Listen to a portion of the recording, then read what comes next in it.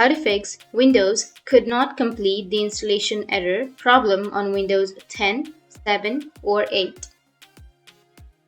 So if you want to fix your Windows could not complete the installation error problem on your Windows 8, 7 or 10 or 11, then what you need to do is just simply press your Shift key and F10 key at the same time on your keyboard to bring up your command prompt. And you need to enter the command, which is cd space percentage WINDIR percentage / system32 / OOBE, and then press enter on your keyboard. And after that, again go with the next command, which is MSOOBE, and then hit the enter again, and it will automatically restart your computer. Or once the process is completed, you can just go and restart your computer and your problem will be fixed. That's how you can fix Windows could not complete the installation error. And if you have any questions, feel free to comment below. Thanks for watching.